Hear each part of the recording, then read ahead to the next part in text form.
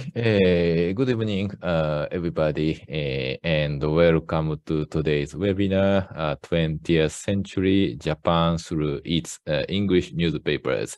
This is Hirota Tsukano of Kinokuniya, USA. Before we get started, I'd like to go over a few items about today's webinar. Let me share my screen.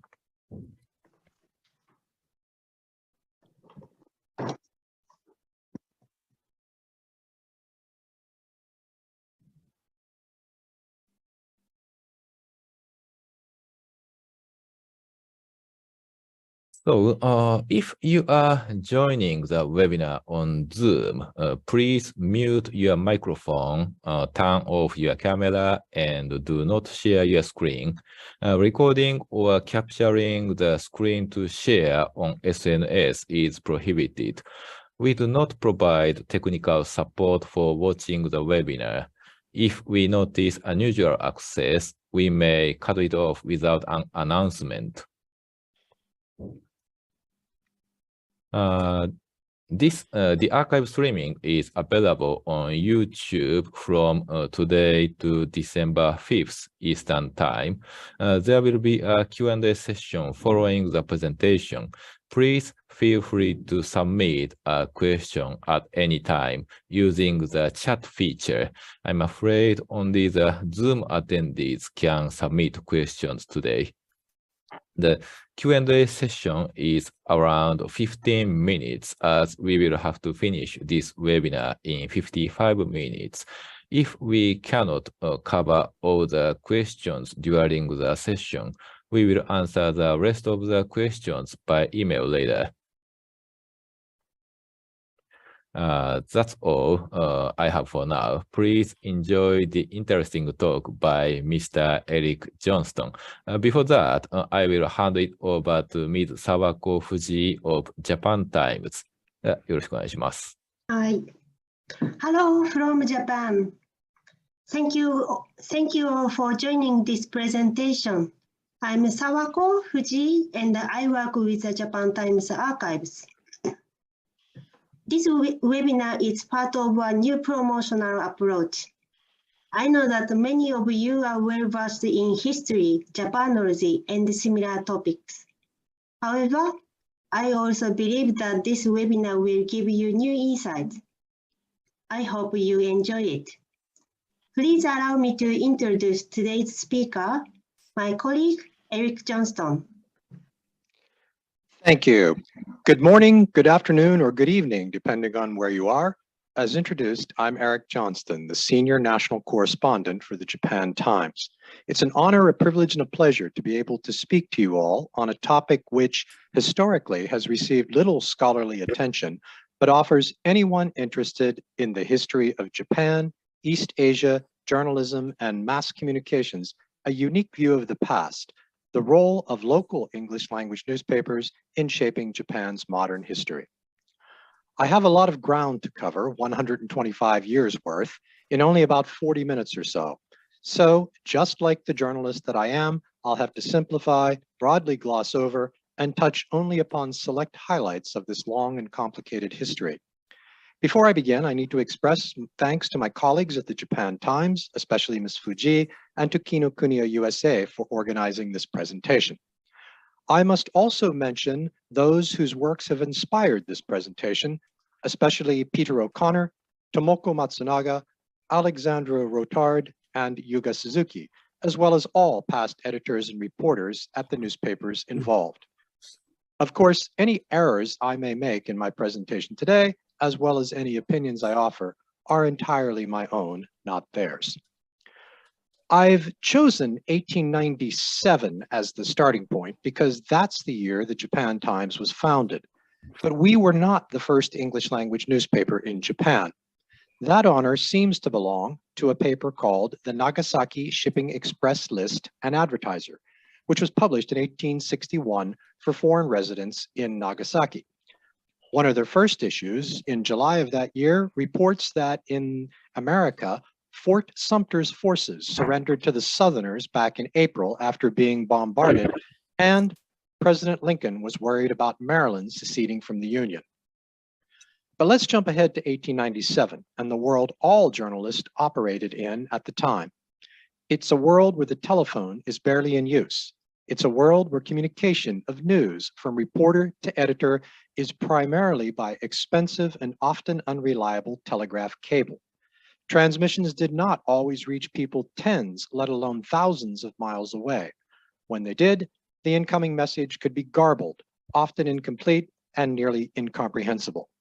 Newspapers thus employed expanders, people whose job was to figure out what a telegraph from afar meant and then type it out in complete sentences using the very latest technology, an 1896 Underwood 1 typewriter. To keep messages short and cheap, a form of standardized code was employed. Here's an example from the 1896 edition of the Adams Cable Codex for sending and decoding telegraph messages. Ingrate, London, Tuesday, bankers actually means I'm going to London and expect to reach there Tuesday morning. Telegrams sent to me there in care of bankers will reach me promptly. In 1897, the first use of commercial radio was still over 2 decades away when KDKA in Pittsburgh broadcast the news of Warren Harding's presidential election on November 2nd, 1920. Widespread use of television, of course, was over a half-century away. Thus, newspapers were the primary medium through which news was conveyed to a public that in Japan and elsewhere was increasingly literate. As we read these long ago news reports of Japan's English papers and think about whether, with the benefit of historical hindsight, they were accurate or even truthful, it's important to remember 2 things. First, freedom of the press, as we know it in 2022, was at its infancy back in Japan back in 1897.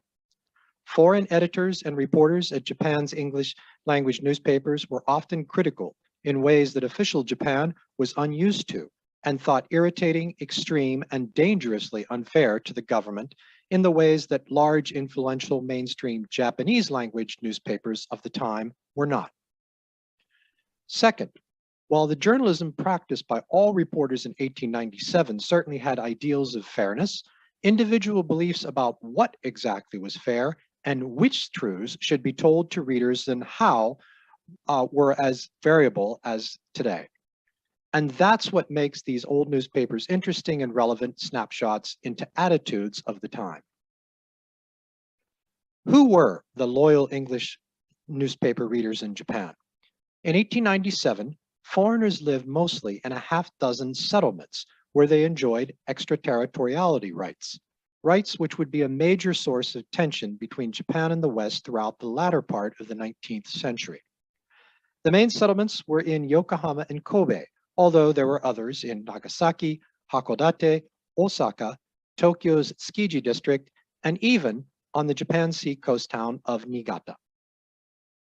An 1890 population estimate shows 8,236 Westerners from a half a dozen countries living in the 7 foreign settlements.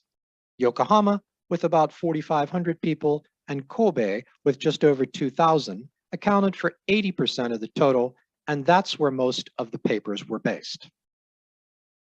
The newspapers were owned and operated by foreigners of various nationalities, and about 7 or 8 were being published in 1897, down from the nearly dozen published in the 1860s and 1870s after Japan's opening to the West. But as Peter O'Connor in his seminal book, The English Language Press Works of East Asia has noted, they could broadly be separated into 2 groups. The first was the so-called British group, centered on the Kobe Chronicle, which later became the Japan Chronicle.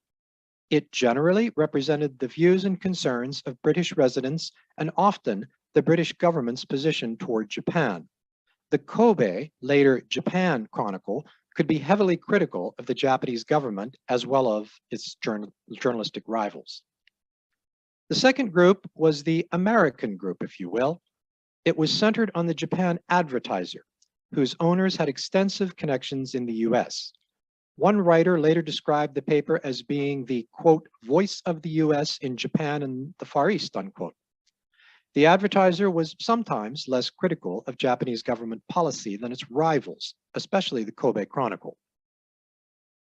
Whatever group they belonged to, though, these newspapers were a mixture of local and foreign news. And in 1897, foreign news to Japan was telegraphed from Shanghai and points west, while news from Japan flowed east to west across telegraph lines all the way to Europe and Great Britain. It would not be until 1906, when a submarine cable would directly connect Japan to the United States via Guam, that telegraphs could be sent all the way across the Pacific. Against this background, by 1897, many in official Japan had come to believe that newspapers in the foreign settlements did not always accurately reflect Japanese views. Of course, foreigners in the settlements were often isolated from Japanese people, and they were not subject to Japanese laws. But the biggest problem of all was that few, if any, spoke or read Japanese, a situation that would continue for decades to come. In fact, just as late as 1941, just after the attack on Pearl Harbor, the US government reportedly calculated only 65 Caucasians were able to read, write, and understand Japanese at any level. Thus, in this situation, on March 22, 1897, a new player entered the market, the Japan Times. It was founded by a man named Zumoto Motosada. He studied at Sapporo Agricultural College, now Hokkaido University, where he mastered English and developed an interest in politics and diplomacy in a country that was rapidly industrializing and embracing imperial expansion, as were the major European powers and the United States. Zumoto became convinced an English language newspaper owned and edited by Japanese with the mission of putting forth Japan's official views to the world was essential if Japan were to join the ranks as a great power. The Japan Times back then was described as a semi-official government organ, and there's no doubt that unlike some of the other foreign-owned newspapers, it enjoyed an extremely close relationship with the Japanese government. The editorial policy was to have influential Japanese, including those close to the government, explain official thinking to the outside world and to introduce various aspects of Japan in English. In the Japan Times inaugural edition, Zumoto said, quote, "The importance of some public organ honestly endeavoring to explain things and smooth the way between foreigners and Japanese cannot be too strongly urged. If there has ever been a real want for some journalistic enterprise, we may fairly claim that such has been the case with the Japan Times," unquote. The editorial cited two fundamental reasons for the paper. First, the language barrier between foreigners and Japanese. Second, the perceived ignorance of foreigners of Japan. A third reason was that the extraterritoriality agreements for the foreign settlements were due to end in 1899. What would happen after that was uncertain. The Japan Times and the Japanese government feared foreigners who had been living outside Japanese laws and isolated from most Japanese for decades, suddenly being placed under Japanese law could lead to all manner of problems. A newspaper in English by Japanese for foreign residents and English reading Japanese was, therefore, seen as a form of quasi-official diplomacy that could help promote better relations between Japanese and foreigners after extraterritoriality ended. 8 years after the debut of the Japan Times, Japan shocked the world with a victory over Russia in the Russo-Japanese War. The main battles took place in China and concluded with a naval victory over Russia near the Japanese island of Tsushima. Both Russia and Japan had imperial ambitions in China and Korea, and the war was part of the larger struggle for empire in Asia. Japan had, in fact, already defeated a weak China in the mid-1890s. On May 29, 1905, the Japan Times noted the decisive victory by the Japanese Navy near Tsushima in a series of reports that the paper says were received from Admiral Togo, the commander of the fleet. The reports are printed in the order they were received. The second one, for the night of Monday, May 27th, notes that the combined fleet today met and gave battle to the enemy's fleet and defeated the enemy, sinking at least 4 ships. 4 months later, the paper reported peace treaty negotiations in Portsmouth, New Hampshire, brokered by President Theodore Roosevelt. But even as the September 8th issue noted under latest intelligence that a peace treaty had been signed, the very same page also reports that Tokyo is under martial law, and that yesterday, Tokyo seemed to be under the strong hands of the military, with armed soldiers patrolling the streets. Not everybody welcomed the end of the war. An anti-peace group, another article noted, held a meeting in Osaka to protest the treaty. 5 years later, in 1910, Japan would annex Korea, which it would rule over until 1945. An editorial on August 23, 1910, as the annex agreement was being signed, indicated that whatever the details of the agreement, it will be designed to create greater safeguards for the Korean people. Clearly, this was the Japanese government's view as well. But by this time, 1910, there was a growing feeling among Japan's leaders that many foreign media organs in Tokyo were too critical of Japan's policies. There was special irritation with the Reuters news agency. Reuters controlled the telegraph cables in the Far East and also had a correspondent in Tokyo. Official Japan had come to believe that wire service agencies like Reuters were not neutral, objective journalistic organs, but partial to the government where they were based. In Reuters' case, this meant many Japanese believed it reflected British Foreign Office views, just as many Japanese believed that Associated Press reflected American government views. This attitude, regardless of the truth, led in 1914 to the creation of a news agency called Kokusai, which was supposed to provide more news about Japan to the outside world. With Japanese government backing, it managed to last until 1926 and would be distributed under both its own name and other names.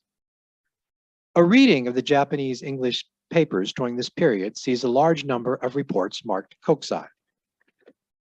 Here, the June 10, 1915 Japan Times offers a full translation of the documents regarding Japan-China negotiations, which ended up giving Japan greater control over China and would lead to much greater problems in the decades ahead. In addition to supplying Japan news abroad, Kokusai Reuters, as you can see, provided news from abroad to Japan. The agency was deeply connected to the Japan Times, with many of the same people involved in its operation. In 1916, Japan Times co-founder and former editor-in-chief Motosada Zumoto, who had left the paper by then, returned to publishing with his own organ, the weekly Herald of Asia. Its purpose was to cover Japan, China, and Korea, and to keep an eye on Japan-related commentary coming out of the US, as well as update readers on the war in Europe. A quick glance at the March 25, 1916 issue shows that it contains a mixture of gossipy news tidbits and long-form analysis of geopolitical events. It would also distinguish itself by covering Japan's growing labor and socialist movements.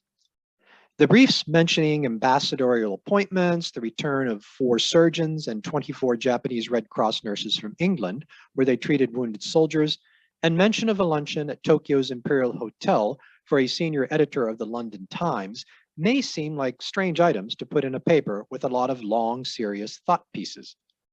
But Zumoto was aiming for a very narrow, influential group of foreign and Japanese readers who often knew or knew of each other and traveled in similar social, political, and economic circles.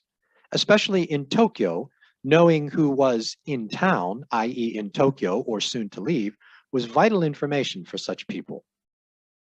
The Herald of Asia would cease publication with the 1923 earthquake and destroyed Tokyo, but it would briefly be revived in the late 1930s as Japan drifted towards war. As Japan emerged from the First World War, its English newspapers seemed stronger than ever. Zumoto remained an influential figure, but this was also the era when a number of prominent foreigners played key roles at the Japan Times, the Japan Advertiser, and the Japan Chronicle, even while serving as foreign correspondents for major US and British media. It was a very small club, and their editing and reporting had, I believe, a strong impact on the way many people outside Japan saw it in the years leading up to the Second World War. Let's look at just a few of them. Hugh Bias, what a name for a journalist. But Bias, who arrived in Japan in 1914 to become editor of the Japan Advertiser, would also go on to be arguably the greatest Western journalist in Japan between the First and Second World Wars. Between 1929 and 1941, he was a Tokyo-based contributor to the London Times and the New York Times. In what seems to be the only book about Bias written in English so far, Peter Oblis describes him as a man, quote, of the Victorian age, who structured his Asia expertise on a template of East-West polarity, immaturity and maturity, designating the difference between Japan and the West, unquote. Yet Bias was a careful reporter. He was considered one of the fairest, keenest observers of pre-war Japan by both Japanese and non-Japanese, and he often displayed sympathy and empathy for Japanese policies. He also refrained from the very worst of the yellow peril excesses then being practiced by some of his contemporaries in the foreign media. Then there was Burton Crane. To many Japanese, he was less known as a newspaperman and more famous for his hit single, Sake ga nomitai, I want to drink sake. You can actually still find this song on YouTube. It's a lot of fun. Crane would go on to become a New York Times Tokyo correspondent after World War II. Before the war, he was a correspondent for the Wall Street Journal. For the Japan Advertiser, he penned a Song of Sixpence column, which was actually about financial issues. Crane had particularly good connections to the US Embassy in Tokyo, as his wife was personal secretary to US Ambassador Joseph Grew, who would remain in that post until after the attack on Pearl Harbor. A third key man was Donald Beckman Brown. He served as a Japan Advertiser reporter between 1930 and 1940 before returning to the US. Brown would go to work for the Office of War Information involved with wartime propaganda against Japan. After the war, he returned to Tokyo to work for the US-led Occupations Information Division, which also propagated the US mission, even as it attempted to censor reports about the occupation it did not like. Finally, there was the influential editor of the Japan Chronicle, Arthur Morgan Young. The Japan Chronicle had remained critical of the Japanese government in ways other papers had not, and authorities kept a close eye on Young. He was forced to resign from his position in 1936 after numerous critical articles and may have been under Japanese government pressure to do so. Young left for England and tried to return to Japan the following year as a correspondent for the Manchester Guardian, but his entry permit was rejected, so he became a respected commentator of the Far East in his home country. Now, there were other reporters in Japan during the 1930s who worked for the Tokyo-based foreign media, and some of them became famous or infamous. And some did not always use the papers as just a source of information about Japan, such as Richard Sorge, the Tokyo-based German who spied for the Soviet Union. In a semi-regular Japan Times column called Hobnobbing with Foreign Correspondents, Sorge was introduced as a reporter for a German publication who had an interest in the history of the Far East, but he was also spying for the Soviets and using the Japan Advertiser to send secret messages. Here in the December 8th, 1933 edition in the classified section under Wanted to Buy, we see an innocent-looking message, ukiyo-e prints wanted by old masters. Also English books on the same subject, urgently needed. This, in fact, was a prearranged code, a message between Sorge and Yotoko Miyagi, a Los Angeles-based artist and Communist Party member. Miyagi had been sent to Tokyo to help Sorge. The message was a code for the two of them to meet at an art museum. Sorge would become one of the most infamous of pre-war spies. He was caught and executed during the war for his crime. Miyagi was captured but died in prison during the war while on trial. One wonders if other spies in Tokyo also decided the classified sections of Japan's English language newspapers were the perfect way to send coded messages. Now, it's important to remember that journalists and editors in Japan between the world wars experienced economic prosperity, yes, but also natural disaster and had to deal with rising fascism and increased government control over the press. Japan's military was becoming increasingly autonomous from elected officials during this time, even as it seemed right after the First World War that parliamentary democracy in Japan was strong. Here's how the papers reported three key events of the 1920s and 1930s. First, on September 1st, 1923, the Great Kanto earthquake struck Tokyo and Yokohama.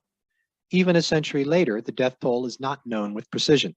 Somewhere between 100,000 and 150,000 people are believed to have been killed. The Japan Times was able to put out a typewritten edition on September 4th, and then a few paragraphs in a printed edition after that. It's about the only time in our paper's history that the printing presses were unable to function. The following day, the paper noted that the United States would assist Japan by sending the Navy, based in Manila, on a humanitarian aid mission. 13 years later, on February 26, 1936, Japan nearly experienced a violent military coup d'etat when a group of young army officers assassinated or seriously wounded a number of senior and military government officials. Tokyo was placed under martial law, but another article noted that things in the capital were peaceful. The Japan Times, as you can see, offered a detailed report with photos of what happened and large, bold headlines. On the other hand, the Japan Advertiser's headlines were less bold than the Times, although they emphasized martial law. Why? Well, the Japan Advertiser's editors may have wanted to play down the coup d'etat out of concern of an international incident that might arise if they offered screaming headlines. Or perhaps they felt local readers would be far more worried about getting around Tokyo on their daily business and thus chose to talk more about martial law, or perhaps they simply didn't have the same information as the Japan Times at deadline. The military grew stronger during the 1930s, and press freedoms were further restricted. In 1940, Japan took a giant step toward World War by joining Nazi Germany and Fascist Italy in a pact. Full mutual assistance was pledged if any one of them was attacked by a power, quote, not already involved in European or China hostilities, unquote. There was only one major power that fit that description, the United States.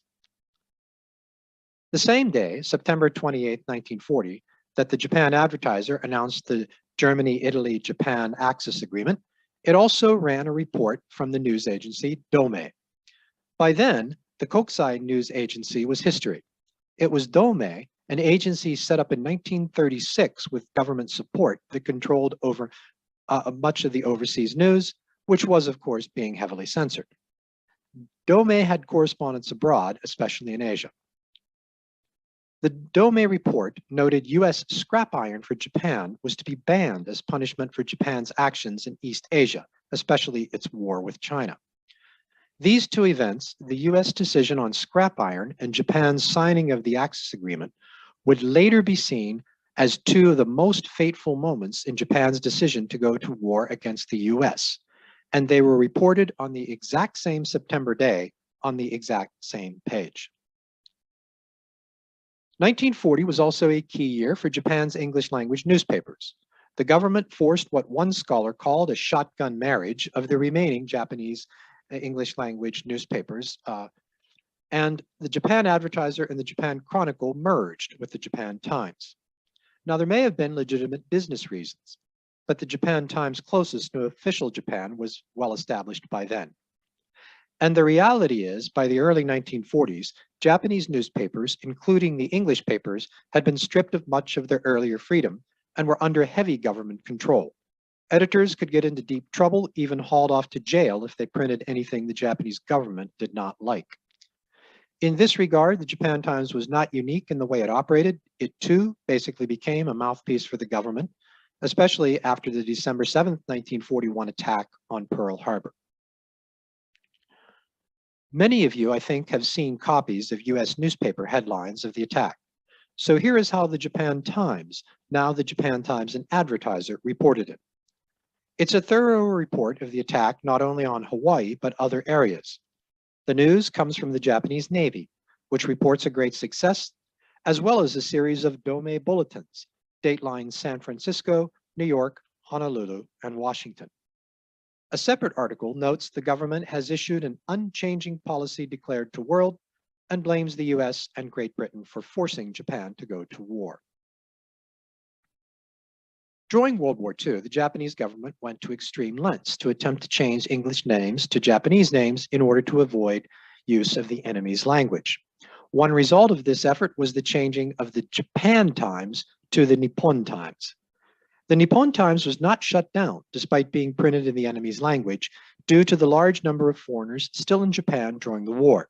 Not only Axis partners like the Germans and Italians, but also neutral countries like Sweden that had embassies or business interests in Tokyo and needed an English language paper, regardless of how controlled it may have been. By the end of the war, though, little of the real situation was being reported. On August 9th, readers awoke to news that a, quote, new type of bomb, unquote, had caused, quote, considerable damage, unquote, in Hiroshima. The words atomic bomb were not used. However, one newspaper noted that the enemy was likely to employ these bombs again, which of course is what happened exactly on that same day in Nagasaki. 6 days later, on August 15th, it was announced that peace was restored and continuation of hostilities would mean the obliteration of the Japanese Empire. The war was over. Lost no doubt in the excitement that day was another front page story beside the peace announcement.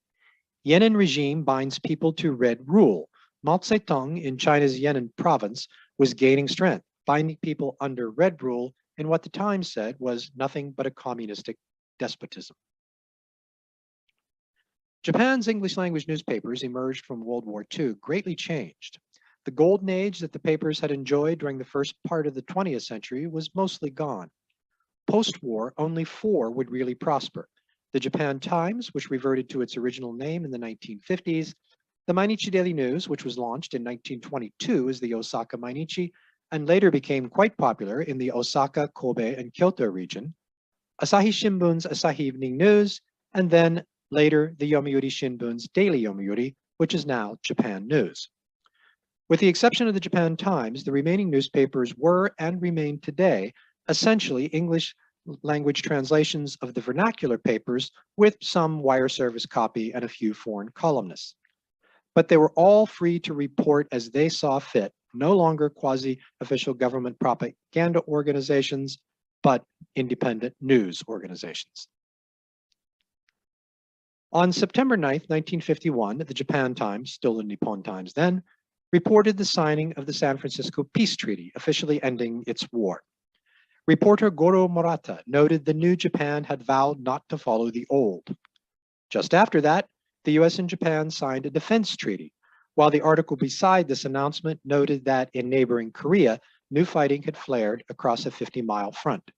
By then, the Korean War was a stalemate, but would not end for nearly 2 more years. US-Japan defense relations would become particularly controversial in 1960, when the pact signed in San Francisco came up for renewal. Demonstrations against the defense treaty rocked Japan. Many, particularly in Japan's leftist movement, were extremely angry with then Prime Minister Kishi, the grandfather of former Prime Minister Shinzo Abe, for forcing the renewal through Japan's parliament. The June 20th, 1960 edition noted that thousands of leftist students were demonstrating and predicted accurately that Japan would go through a new political upheaval this week, centered on whether Prime Minister Kishi can stay in office until he completes ratification of the new Japan-US Security Treaty. He got it done, and then he resigned, as was reported in the June 24th, 1960 edition.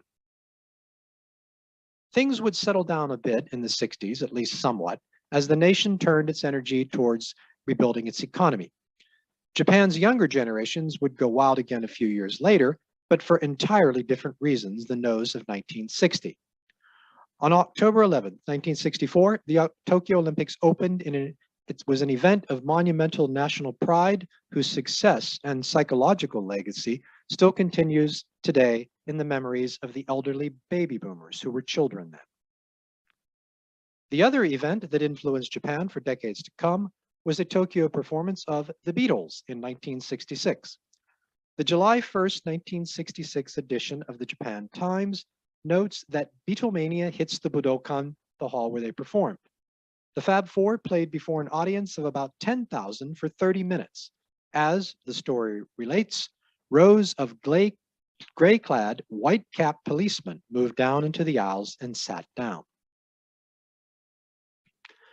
Two events of the 1970s would also prove to have a legacy that continues to impact events today, a half-century later.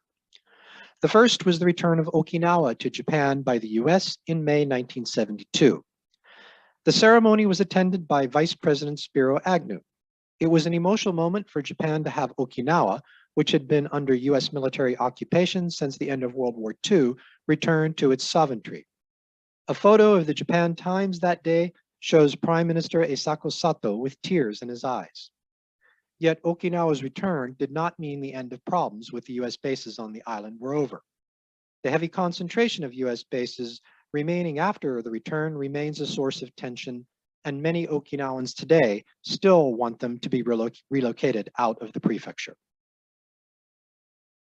The second event of long-lasting importance was the sudden resignation of Prime Minister Kakue Tanaka in 1974. The Japan Times euphemistically noted that it was for the, quote, political confusion, unquote, caused by his, quote, questionable business background, unquote. In reality, Tanaka had been taking bribes from all manner of businesses for decades, as well as from the Lockheed Corporation, which led to his arrest and trial. The Lockheed case and Tanaka's trial shocked Japan, and it created a lingering disillusionment with politicians. But Tanaka would remain a very powerful figure behind the scenes in the years after his arrest. He would go on to become a shadow shogun in Japanese politics, whose influence over a number of successive prime ministers remained strong into the 1990s. The 1980s saw Japan reach its post-war zenith as an economic power. It was the era of Japan as number one. And on November 1st, 1989, it seemed to many Americans they had lost to Japan in the race for economic supremacy when Mitsubishi bought Rockefeller Center. It's hard for anyone who wasn't even born at the time to understand how emotional this purchase of an American symbol was, at least for Americans, which is why the Japan Times gave it prominent play, almost as prominent as the US-Soviet summit that would lead to the end of the Cold War in Europe in just 2 years' time. The Rockefeller Center purchase, though, came at a time of intense US-Japan trade friction over beef, oranges, ski equipment, construction contracts, US auto sales in Japan, and a host of other issues. The last decade of the 20th century saw a series of events that would lead to what became known as the lost decade or decades, the period between roughly 1995 and 2005, or 2015, depending on one's viewpoint, following the collapse of the early 1990s bubble economy and prolonged economic stagnation. The winter of 1995 was particularly a bad time. On January 17th, an earthquake struck Kobe, killing over 6,400 people. The photos of collapsed buildings and roads like this one shocked many Japanese who genuinely believed their modern cities were earthquake-proof. Then, just 2 months later, on March 21st, 1995, Aum Shinrikyo, an apocalyptic cult, released sarin gas on the Tokyo subway system, an act of domestic terrorism that shocked Japan and the world. The first paragraph of this report noted that sarin was used, but a subsequent paragraph noted that there was no immediate claim of responsibility or indication of motive for the attack. That would become clear in the days ahead as details emerged. And over a quarter century later, the Aum story remains one of the most bizarre incidents in Japanese post-war history. Late 1997 would see a historic effort for international cooperation against what scientists were then warning would be the world's most difficult challenge of the 21st century, climate change. In Kyoto, UN delegates met to hammer out an agreement to start reducing greenhouse gas emissions. I was there on the early morning of that unseasonably warm December day when, after a marathon all-night negotiation session and following a pep talk from US Vice President Al Gore, exhausted negotiators finally reached a compromise. Of course, the Kyoto Protocol would ultimately fail to stop climate change, but the hope that it inspired and the goals that it aimed for were passed on to a new generation of environmental activists and policymakers who remain in the climate change effort today. And in a totally unrelated, but nevertheless odd editorial coincidence, the Japan Times notes that that same day, in a small blurb on the left, that North Korea has reportedly completed missiles that are capable of striking parts of Japan. As anyone who lives here today knows, that is certainly true now, even if it was just speculation back then. So I choose to end this presentation with the Kobe quake, the Aum attacks, and the Kyoto Protocol, because in their own way, each marked a psychological end for Japan's 20th century in the former cases, or a key historical moment in the effort Japan and the world continues to make in the 21st century to address a changing climate. For the English language media as well, the years 1995 to 1997 were, in retrospect, a turning point. Cell phones and the internet really took off in Japan that year, especially following the Kobe earthquake. But at the time, Japan's English newspapers were still very much in the analog era. Looking back, I'd say that 1997 would really be about the last year they remained untouched by the internet, printing out on paper as if virtually nothing had significantly changed since 1897.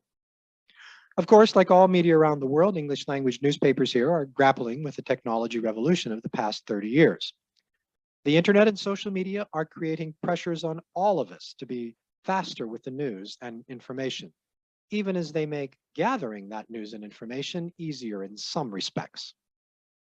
Social media is a blessing and a curse, as we all know.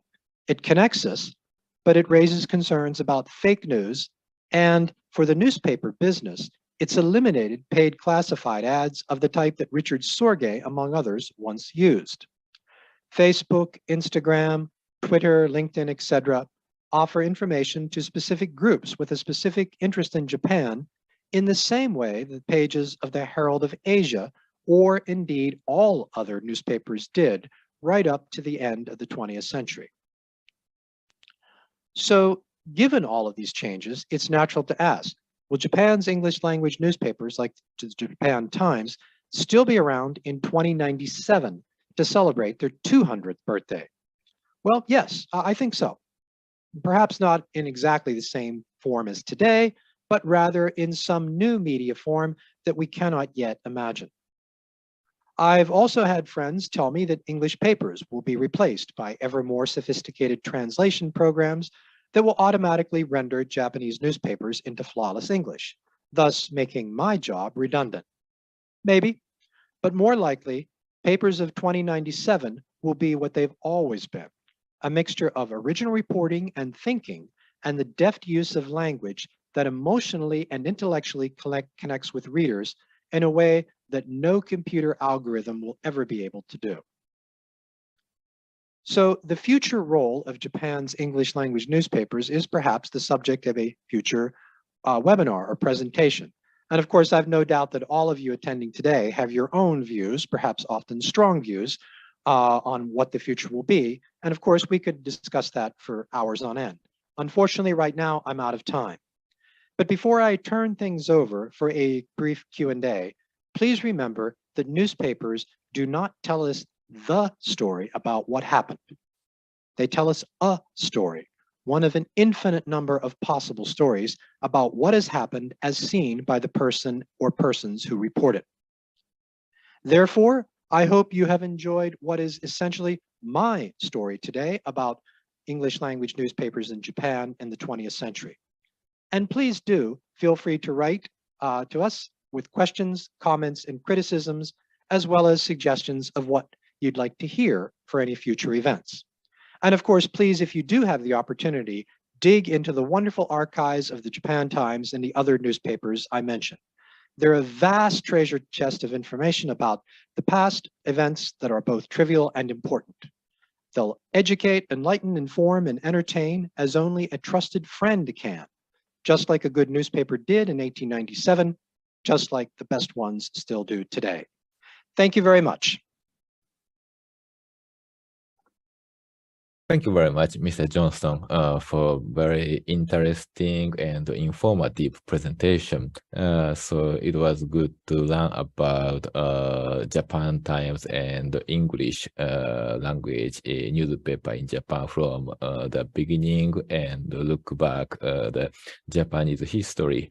So now we will have a Q&A session in 9 minutes. Sorry, the time is limited, but if we can't cover the questions, we will answer them by email later. So please feel free to write your question in the chat box. And now we have two. One is comment, the other is question. So let's take a look. So here you are. So do you see the slide? So one comment. I had the privilege of appearing as an extra in a press conference scene in the movie Spy Sorge about Richard Sorge, the 2003 movie directed Masahiro Shinoda. Okay. Very good. I'm not sure if I've seen that film or not. I've seen a couple of films about Sorge, but I don't remember if that's one of them. Yeah, thank you very much. And next one is question. Right. The question is, during the occupation, how did censorship impact Japan Times coverage of domestic overseas issue? The short answer is I'm not really too sure about that. There's a couple of books that have been written about the occupation censorship. One is called The Atomic Bomb Repressed, and I think that deals with U.S. occupation efforts to censor news about the Hiroshima and the Nagasaki bombings. And then the other book is called Concord Press. It was published in the early 1950s, I think, late 1940s, early 1950s. And the efforts seem to be more on MacArthur and the occupation authorities essentially trying to control foreign journalists' access to news and information about the occupation, especially, or about what was going on in Japan, specifically things they did not like. But to be honest with you, I think that's a great question and worthy of further study. But I'm not, unfortunately, I can't answer it in detail beyond that. Thank you. And we have a few more questions. Let me share.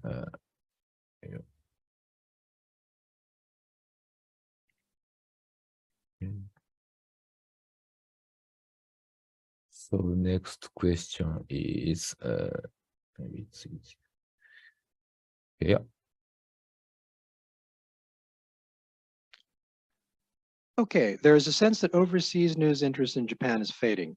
You mentioned the news landscape 100 years from now, but what do you think is the immediate trajectory of English language news in Japan? Well, I think that overseas news interest in Japan is certainly not maybe as concentrated as it was even 30 years ago, when there were a lot of foreign correspondents in Tokyo. I think at the time, for example, CNN may have had 2 or 3 news crews based in Tokyo. But of course, that was the era of the Japanese bubble economy. It was following the 1980s era of Japan as #1. There were a lot of Hollywood films about Japan, some of them very bad, some of them not too bad. So there was a lot of attention back then because Japan's economy was quite strong. So 100 years ago, or 100 odd years ago, you had a very limited but very intense readership. As I mentioned, you had something like 8,000 foreigners total, 80% in Yokohama and Kobe. So it was a very small, strong community. And I think the strength of that small, strong community may have amplified the voices of the newspapers and perhaps gave them a prominence that they may or may not have deserved. So as to where we are today, I would say the situation is that it's just extremely diverse. As I was saying, the newspapers themselves are still offering general news on Japan, and foreign correspondents reporting for foreign media are still offering foreign news on Japan. But you've got so many different outlets and so many different places to go find both news and opinion on pretty much every aspect that, of Japan, that it's kind of hard to say whether overall interest is more or less. I would say it's more, but because it's so spread out, perhaps it doesn't feel like it's as intense or as concentrated as was the case 30 years ago, let alone 100, 125 years ago. Thank you very much. And the next question. This is about Japan Times. Does the, sorry, oh yeah, thank you. Sorry, my eyes are bad. No. Does the JT offer access to its archives, for instance, by subscription or for us armchair historians? The answer to that, I think, is yes, but that is not my department. That is Ms. Fuji's department. So I'm going to leave that question to her. Could I ask Fuji-san to? Yes, Fuji-san, could you give an answer to that, or? I will answer later by email. Is that okay? Yeah, I think so. Okay. And we have one more question. One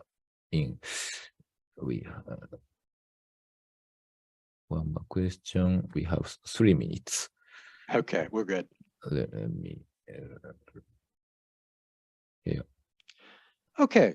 Any study of the English language of press of Japan that manages to mention Spiro Agnew as evidence of deep study? How would you position the Japan Times compared to Japanese English language newspapers in terms of its influence on foreign views of Japan?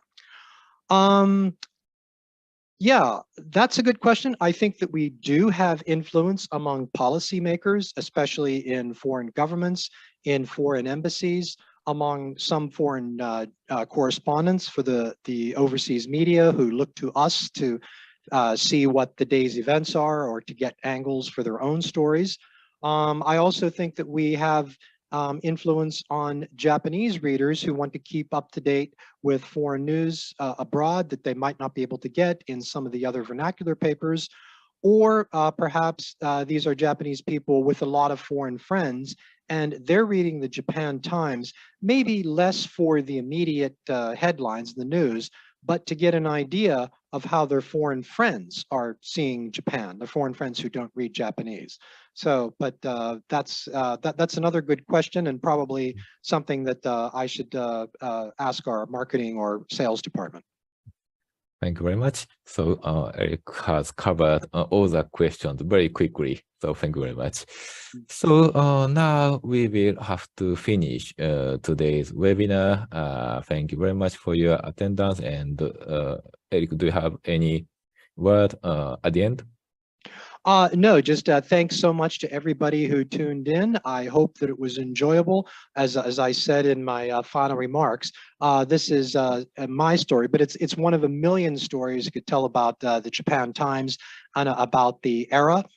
So good hunting for those of you who are going to take a look at the archives, because I have no doubt that if you do check the archives, you'll be able to do this kind of a presentation probably sooner rather than later, telling your own story about the history of English language newspapers in Japan over these past 125 years. Again, thanks to everybody for attending.